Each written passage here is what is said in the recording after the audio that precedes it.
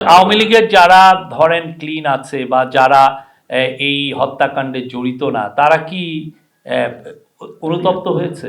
তারা কি বলেছে যে আমরা অনুতপ্ত? আপনি দেখেছেন আমাদের পার্টি এই কাজটা করেছে, এই জন্য আমরা অনুতপ্ত ফিল করছি, আমরা ক্ষমা চাই।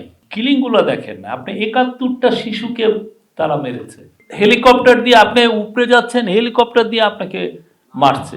আওয়ামী লীগ তাদের পার্টি সম্পদ না হলে আওয়ামী লীগের কে এসে বলছে যে আমি হাসিনার লিডারশিপ মানি না, আমি একটা ক্লিন লিডারশিপ চাই? কে এসে অনুতপ্ত হচ্ছে? বরঞ্চ এদের অনেকে মিথ্যা কথা বলছে।